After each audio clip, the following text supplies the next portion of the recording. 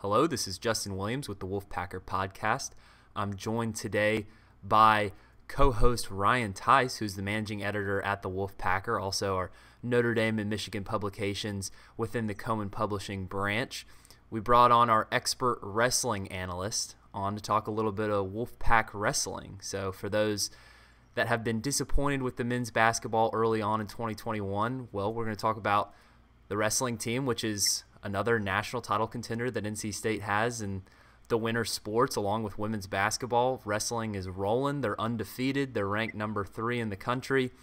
So we're going to hopefully give you some positive things to talk about and listen to over the weekend ahead of the Friday match with Virginia Tech, which will be probably the biggest match of the year so far. But before we get too far into this podcast episode, this podcast is brought to you in part by JFQ Lending. With interest rates below 3%, there has never been a better time to lock in a low fixed interest rate on your mortgage. You'll never need to think about refinancing again. Set it and forget it. And with JFQ Lending, you are guaranteed to get the highest level of customer service. They have an A+ rating with the Better Business Bureau and over 3,000 5-star reviews. Give Hunter Clausen a call today at 480-513-3992 or email Hunter directly at hclausen@jfqlending.com. That's HCLAUSSEN@jfqlending.com. JFQ Lending Inc., Equal Access Lender, licensed in over 40 states, www.jfqlending.com. And while you're at it, head over to thewolfpacker.com and use promo code PACK60. That's promo code PACK60 for a free 60-day trial on all of our premium content, news, and analysis.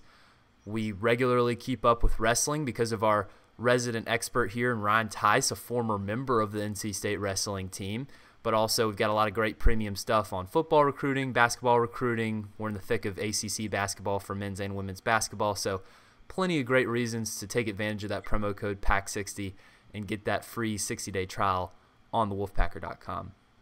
And before we start, please remember to subscribe, rate, and review this podcast wherever you listen to us. We're on Apple Podcast apps, Spotify, Google Play, pretty much everywhere you listen to podcasts. And you can also watch us on YouTube. So if you're watching on YouTube, please remember to subscribe to our YouTube channel and give this video a thumbs up. So Ryan, let's talk a little bit of wrestling, and I will give a disclaimer for our viewers and listeners at home that I am a wrestling noob. So not necessarily my area of expertise, but that's why we have you on, Ryan, so that you can give us the great expert analysis. And, you know, I kind of envision this podcast going into this, Ryan, like, you know, the meme with D Wade where he's kind of like looking at the camera and LeBron's throwing down a dunk at the end. I'm D Wade for this podcast, and I'm just going to throw you the lobs and you just take us home. So I'll do my best, Justin. Okay. I mean, LeBron James, pretty big shoes to fill, but I think you can handle it, Ryan. So I guess a good place to start, because, you know, I think there's probably a wide range of listeners here, probably some NC State fans that are interested in wrestling but maybe don't know as much about the sport, and probably some wrestling diehards listening too. So I guess to start, could you give us an overview of what this season has been so far for NC State? I know they're ranked number 3 in the country. I know they're undefeated. They're coming off of a big win over rival UNC over there in Chapel Hill. But has this season lived up to expectations, possibly exceeded them so far? Kind of where does NC State stand in not just the ACC picture, but also the national picture heading into March? Yeah, I mean, you mentioned they're ranked 3rd in the country. They're a really, really good team. They're certainly deserving of that ranking. And I think the best place to start is maybe the ACC as a whole. There's 4 teams, actually now 5 teams, I believe, ranked in the top 20 nationally.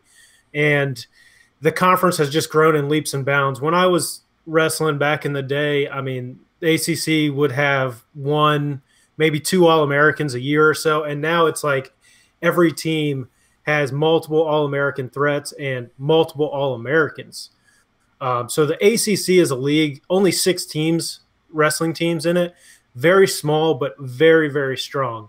And in terms of NC State, I think expectations were really high for them coming into the year. They returned every starter from last year. They had won every match last year. They were undefeated last year.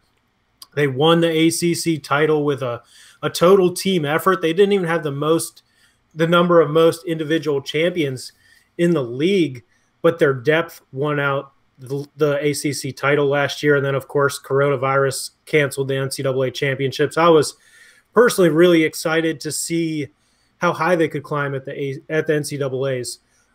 They had two, guys that were right there in the national title conversation with Hayden Hyde Lee and his bigger brother, Trent Hyde Lee. Hayden's at 157, Trent's at 184. Both those guys, it wouldn't have been shocking to see them in the national finals last year. And when you have two guys like that and multiple other All-America candidates, which they did, there's not really a ceiling on how high they could have climbed. They could have gotten an NCAA trophy, which they did a couple years ago again. And not a lot of ACC teams have done that. So that's kind of like a quick thumbnail sketch on them coming into the year. And I think the most surprising thing I would say about them this year is they returned every starter, and they have had three different true freshmen break into the starting lineup. One has been in the lineup all year, 149-pounder Ed Scott, but 133-pounder Ryan Jack has been in and out of the lineup. And more importantly, the guy that I profiled this morning, Thursday morning on the Wolfpacker.com, is Isaac Trumbull, the 197-pounder, who has really just taken college wrestling by storm. I don't think it's an exaggeration to say that he has been perhaps the best true freshman in the country so far. He's 5-0 this year and has won 4 matches by pin, and his other win was a victory over the number 5 ranked guy in the country in his first starting opportunity at NC State. So you can't really do a whole lot better than that. And I think that's the interesting thing about NC State is they brought everybody back, and I think they're even better than they were last year.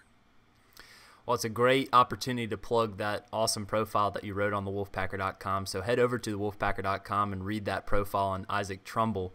And a great opportunity to use promo code PACK60 while you're there for the 60-day free trial. But we're probably posting this early Friday morning, so it'll be game day for the Wolfpack. They're coming up with probably their biggest match of the year. You've explained this to me off air in the past that, typically when you think NC State athletics, UNC is always the number one rival, the most hated rival. It's what attracts the eyeballs, and NC State was able to handle Carolina and Chapel Hill last week. But you've told me that really the rivalry in wrestling for the Wolfpack is Virginia Tech, who is the other ACC powerhouse at this time in 2021, if you will. So tell me a little bit about what's coming up Friday night for the Wolfpack against the Hokies. I think they're traveling to Blacksburg. Virginia Tech ranked number 8 in the country, I believe. Mm-hmm. Yep. So, what are you looking for in that match? What are some big individual matchups that fans should get excited about for that one? Yeah, just in terms of let's start with some blasphemy for NC State fans. The rival in wrestling is Virginia Tech. These two teams, I mentioned how much the ACC has grown here recently, but these two teams are the ones that have been kind of leading the way for the conference as a whole. They're both established national powers at this point. They've both been top 10-ish national teams for the last 5 years very consistently. I think probably every year they've been among the top 10 dual teams in the country. So, that just – it's an incredible amount of power between those two teams, and the rivalry has really developed. The last 5 years, the match has been decided by 6 team points or less in the duel, and it's decided the ACC regular season championship every year, and this year is not going to be any different. They are stacked top to bottom with nationally ranked guys. I was looking earlier at, I said this last week. I always write previews on the Wolfpacker.com before ACC wrestling matches, and I said this last week. Like, it's hard to say who's the favorite on paper in some of the individual matches because it depends which national rankings you're looking at. There's a lot of different NCAA polls that are out there done by different media companies, but in the NC State Virginia Tech match, you got 10 matches in the duel, 20 possible wrestlers. There are 11 guys that are ranked in the top 10 of at least one national poll and 6 guys ranked in the top 5 of at least one national poll. So that really just shows you the high-level depth that both of these teams have. We can get into individual matchups, but I would just say there is a lot of toss-up matches. There's a few matches where the favorite on paper depends which national rankings you're looking at.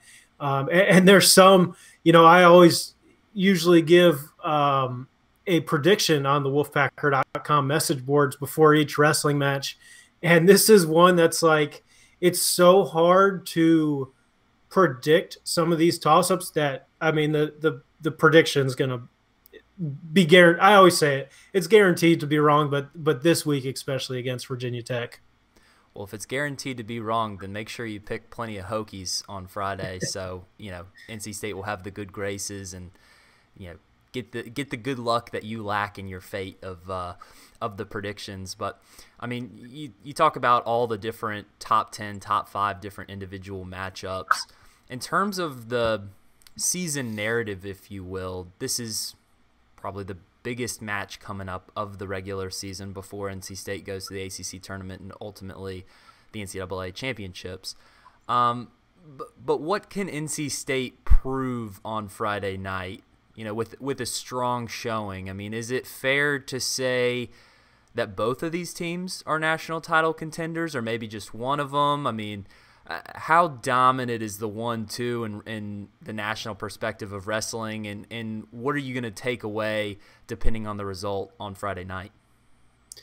Yeah, I mean, to be completely blunt, I don't know if either one can win a national team title, and people are going to be mad at me for saying that, but Iowa is just a freaky team this year. I mean, they have almost every starter, I believe, is ranked in the top 10 nationally, and that's just incredible depth when you have 10 surefire All-America candidates. But that being said, I think NC State could finish as high as second nationally. Virginia Tech could be right up there if things break their way as well. I mean, these are two what we call in wrestling trophy contending teams, which that requires a top 4 team finish at the NCAA championships.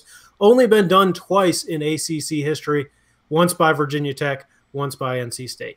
I mentioned I thought NC State could have been in that trophy contention last year. And yeah, I mean, both these teams are just so good. The one thing to keep in mind here with this match is I think this match can really determine a lot of who earns the number 1 seed at the ACC tournament. That's huge. I mean, being the number 1 seed at the ACC tournament is big because it's such a small conference. These teams, these coaches are really familiar with each other. And obviously being the 1 seed means you're on the opposite side of the 2 and the 3. So the only time, if you win your first match, the only time you can see the 2 or 3 seed is in the ACC finals. So getting those 1 seeds are huge. I think this match is really, on an individual basis, is going to determine a lot of those number 1 seeds within the conference. And the thing that I haven't even mentioned yet that I'm really excited about is I think you have, let's say, I don't think this is an exaggeration. I think you have 5 legitimate NCAA finalists, possible NCAA finalists in this match. Hayden Hyde Lee and Trent Hyde Lee from NC State both fall into that category. They're consensus top 5 guys nationally. I think Jacob Camacho, NC State's 125-pounder, is in that conversation. He's ranked as high as number 2 nationally by some outlets, and he has just taken his game to a whole new level this year. On the Virginia Tech side, you have Mekhi Lewis. Their 165-pounder was a national champion as a true freshman, redshirted last year. He's back in the lineup. And then Hunter Bolin, which is the kind of the headlining match at 184 pounds with him facing Trent Hyde Lee. I mean, that's a possible – it is going to – I don't think I'm going out on a limb here. That's going to be the ACC finals, and that's a possible NCAA finals match. Well, you talk about, maybe not the team national championship. You never know what can happen at the NCAA championships. Who knows? But it seems like you mentioned you are right about that. You said Iowa's a powerhouse. They're probably going in as the favorite, but wrestling isn't just a team sport. It's an individual sport, and you collect points based on individual performances, unlike basketball around this time of the year. So from an individual perspective, you talked about the Hyde Lee brothers. You talked about Camacho, who's the 124 guy, the lightest guy on the team. Those guys in the national conversation to win individual championships. But is there anybody else on your radar, or those three guys kind of the headliners in terms of who could potentially be taking home individual titles, not just at the ACC level, but at the national level in a couple months here? Yeah, I mean, those are the three headlining guys for NC State, but there's far more guys who could have, like you said, the NCAA tournament, you might be a wrestling noob, but you nailed it. I mean, you can't predict that. It's just like March Madness.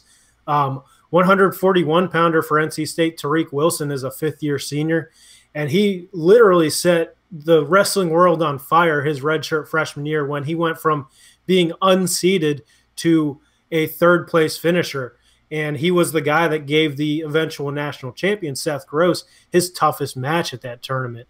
There's always potential for a surprise like that. We mentioned Isaac Trumbull, the 197-pound true freshman for the Wolfpack.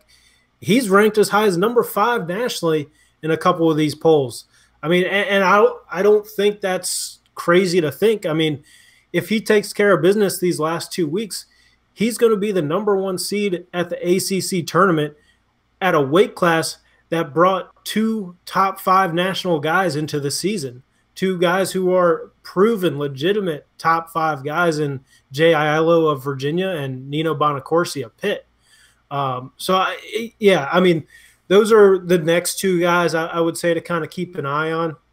But, yeah, I mean, you're exactly right. It's impossible to predict who's going to exceed expectations, who's not going to meet expectations on the other side of it at the NCAA championships. But when you have, I call it, when you have that many bullets in the chamber of potential All-Americans, that's how you get NCAA trophies. We haven't even mentioned the Bullard twins, who are the 165 Thomas and 174-pounder for NC State Daniel. Those guys are legitimate All-America candidates. Jarrod Trombley is a guy who really broke out in last year's wild and crazy Virginia Tech match. It was a duel that had 3 pins, which is completely unheard of in a college wrestling match. And he was the one that kind of had the last one for NC State that really swung things in their favor. I believe that was a 21-18 final off the top of my head last year. So that shows you how close the team score was. And Jarrod Trombley, NC State's 133, played a huge role in that. I've run up and down basically the whole lineup, but NC State's heavyweight is a junior, Deontay Wilson. And I think that guy, I've always been super high on that guy. He is for his size, I think offensive line coaches would watch him wrestle and just like their mouth would be drooling, because at his size, he's got great conditioning, a nonstop motor. His footwork is amazing for a guy that's probably 260 pounds or so. He's a guy I haven't even mentioned, and I feel like he doesn't get the national respect he deserves in the rankings. And, that's one of those things where he probably has not really gotten a whole lot of opportunities to prove himself on a national scale. I mean, some of these national rankings have Virginia Tech's heavyweight, John Borst, ranked ahead of him, even though he beat Borst last year. And even though I think he's established himself as the best heavyweight in the ACC at this point. So, I mean, up and down the lineup, there's All-American contenders for NC State. I think you could say the same thing for Virginia Tech at a lot of different weights. I know this is obviously an NC State podcast, so we won't go too much into them, but I mentioned Mekhi Lewis, national champion already. Hunter Bolin, their 184-pounder. I can't wait for that matchup with Trent Hyde Lee. He beat Trent Hyde Lee twice last year. I believe he was the number 2 seed for the NCAA championships that were canceled. But Trent Hyde Lee has gotten so much better in the last 6 months to 12 months, whatever it's been. And I can't wait to see, how much has he closed that gap. Out of their 2 matches last year, if I'm correct off the top of my head, again, no guarantee, but in their 2 matches last year, I believe there was only 1 takedown. I believe it was a 3-1 and a 2-1 final score. So with how much Trent Hyde Lee has gotten better, I can't wait to see him and Hunter Bolin square up again.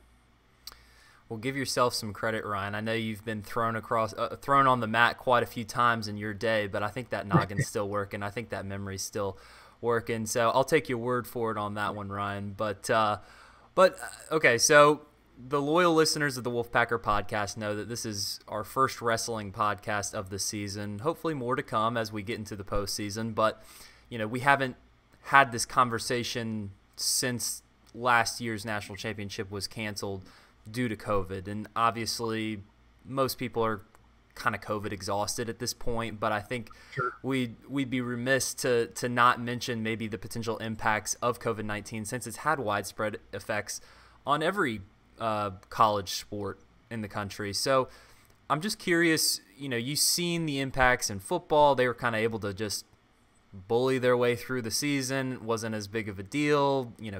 Games were missed, but you've got a week in between matches, kind of like wrestling. So in terms of the frequency of games or maybe the roster personnel, or missing 1 or 2 guys isn't as big of a deal in football. They were able to get through the season pretty much better than most expected.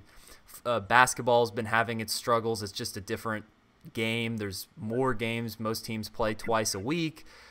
Smaller roster sizes, so you got 2 or 3 guys out. I mean, you got to cancel a game. But what about wrestling, Ryan? How has COVID-19 affected college wrestling this season? Has it been a pretty successful season thus far in terms of just having these matches completed? Have there been a lot of cancellations? I mean, how would you say it's compared in terms of your preseason expectations going into this year?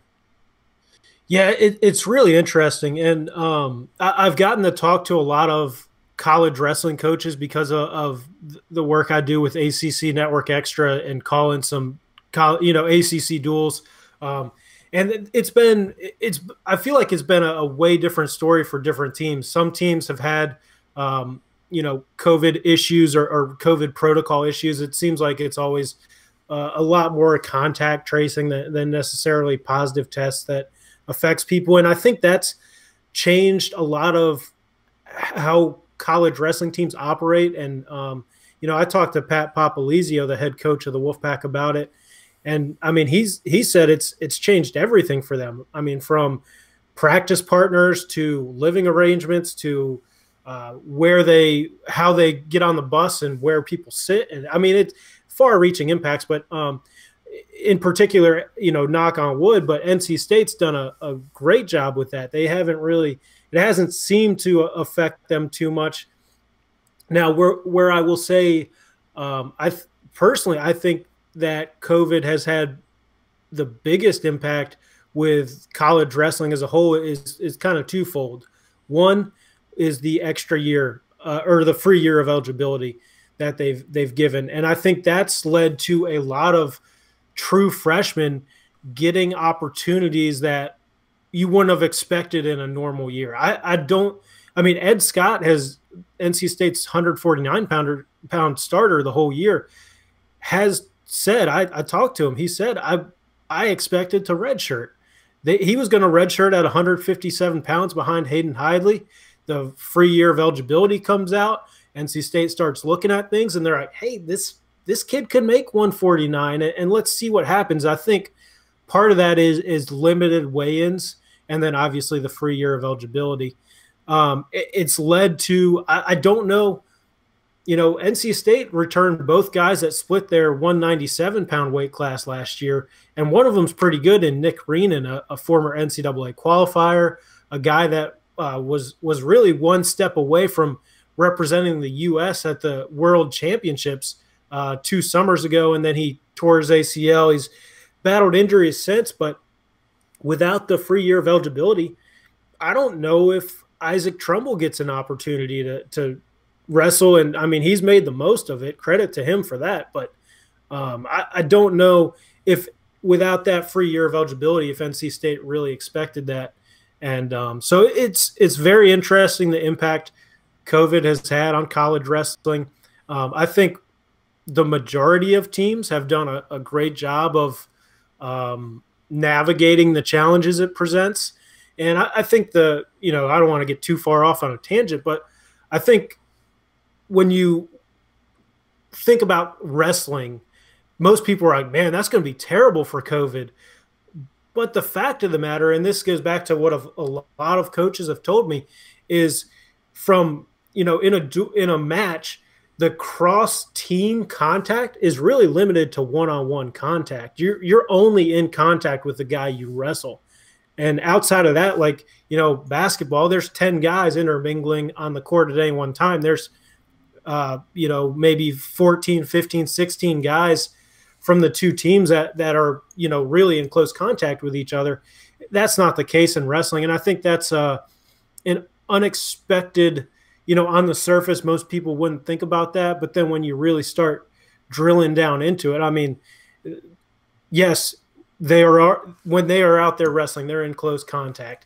But outside of that, I mean, there's really limited contact between the two teams. And I think it really comes down to each team kind of controlling its own COVID protocols and that type of stuff. And both – and NC State's done a great job of it. And I really think Virginia Tech's done a great job of it. And I hope that continues, because I cannot wait to see what these two teams can do at the NCAA championships. Yeah, I can remember you making that point to me off air within the past month. I was one of those that kind of just thought from the surface level, you think wrestling, it's two guys on top of each other, breathing on each other, sweating on each other. I mean, it's as physical of a sport as you can imagine. So you'd think in terms of a contagious disease or virus like COVID, you'd think initially, oh no, this is going to be really tough. But even in practice, you told me, I mean, it's not like these guys are round robining, practice partners. They have one practice partner that they compete with throughout the season, in even the off season. So, from a contact tracing standpoint, it has to make the numbers game of it at least a little bit easier. Yeah, exactly. And like you mentioned, like in the practice room, like that's what you normally do as a college wrestler. You do normally round robin around your teammates, and that's how you get a feel for different guys. And I think NC State in particular, I know, has taken a very strategic approach to who's practicing with who, and they kind of stick to those practice partners to limit possible contact tracing exposures and things of that nature. Well, I know I keep making comparisons to football and basketball, and I apologize to the wrestling diehards that are probably cursing me for looking at this as like a basketball or a football guy, but hopefully it's helpful to those at home listening that, are NC State fans and are still learning the sport as I am.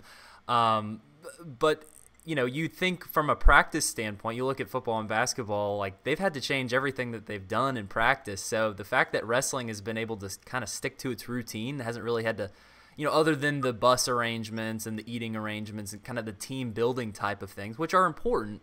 But from a practice standpoint, it seems like the training hasn't really skipped a beat. You probably can expect similar type of performances on game days as opposed to what you've seen in basketball, which is just a wild, volatile year of anybody can lose on any given night.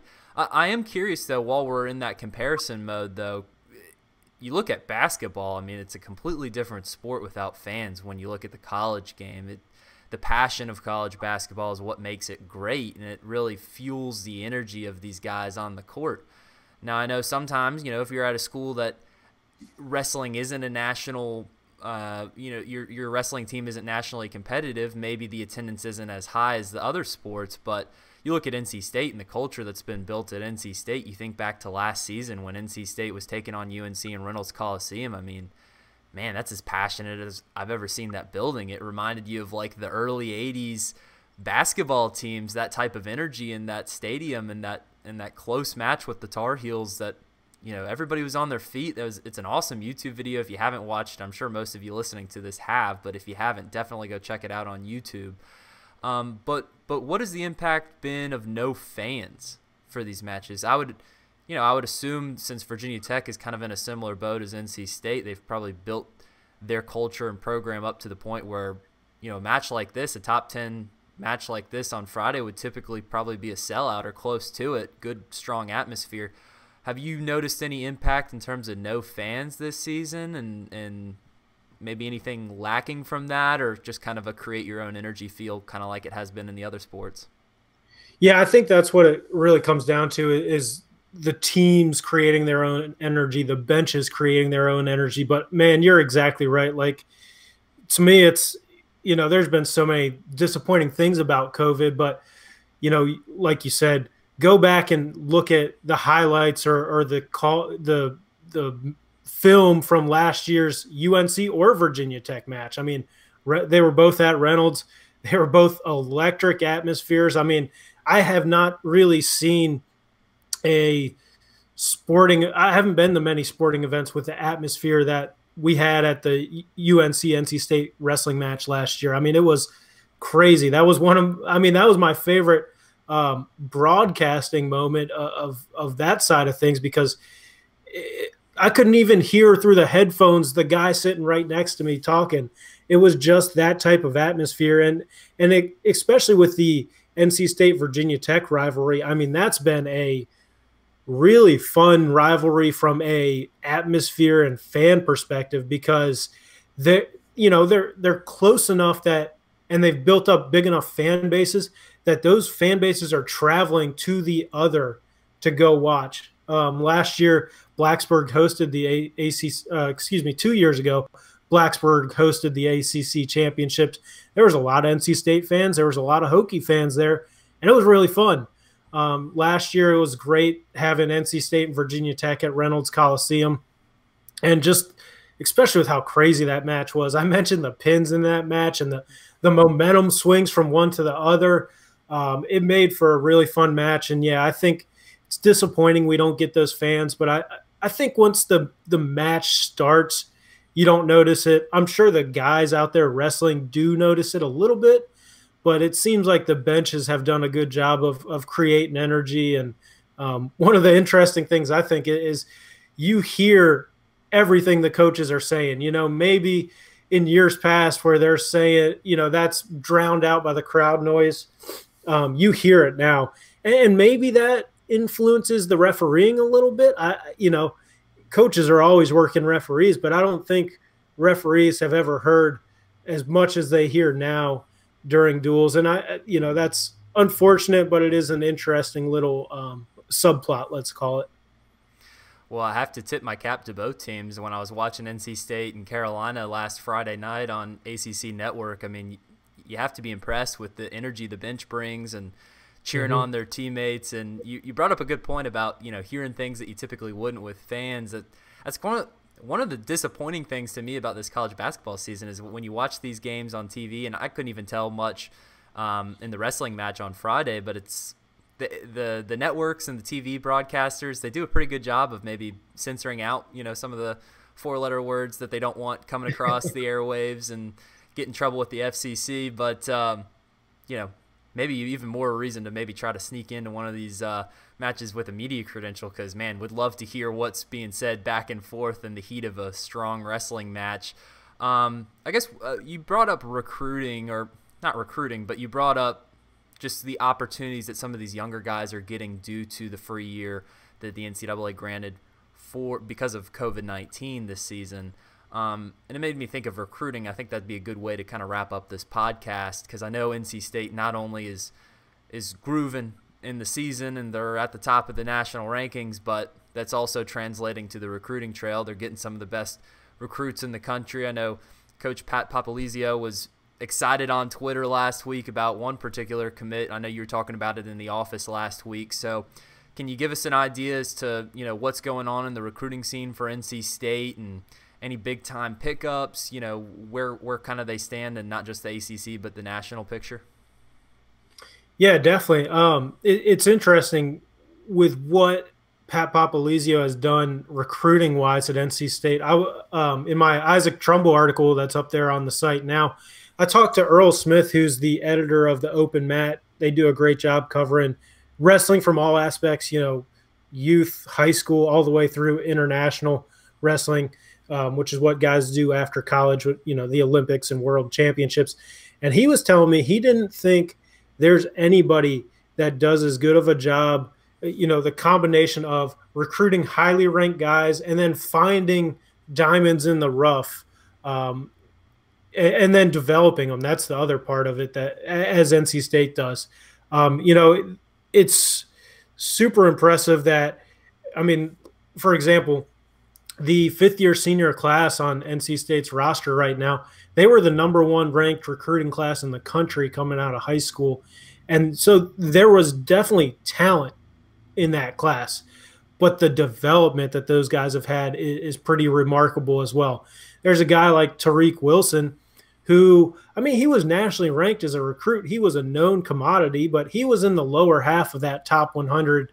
And then he goes out and he places third at the NCAA championships as a redshirt freshman, and he's developed into just a really, really good, ACC finalist, a guy you can count on most every match to go get a win. And then there's obviously the higher ranked guys, the Hayden Hyde Lees, the Trent Hyde Lees, guys like that have, lived up to those high recruiting expectations. Isaac Trumbull's another guy, the freshman. We've talked about him a lot today, but he's another guy that was kind of in that lower half of the top 100. I think he was ranked between 50 and 60 by all the major outlets, but you don't expect a guy that falls into that category to come in and light the world on fire as a true freshman like he's done. So that speaks to the development side of things. But NC State's got really, really strong recruiting classes coming in, both for this the class that is the seniors of high school right now, and then as you mentioned, Pat Popolizio talking about a new commitment that was from the class of 2022, Jackson Arrington. He's really, really good. He was a Pennsylvania state champion as a true freshman, something that all high school wrestling states are created differently for the most part. But anytime a guy is a Pennsylvania state champion, he is legitimate. Anytime he's a Pennsylvania state champion as a true freshman, he's special. That's the only way I can describe it. Hayden Hyde Lee, for example, he was a former NCAA finalist. He's vying to become the first ever four-time All-American in school history. I believe he only won one Pennsylvania state title in high school. So for Jackson Arrington, the new commit, to do that as a freshman in high school just kind of speaks to his talent. He is actually the third, I believe, if my memory is correct. Again, no guarantee, but third consensus top 100 recruit in the 2022 recruiting class for NC State. Those are the current high school juniors.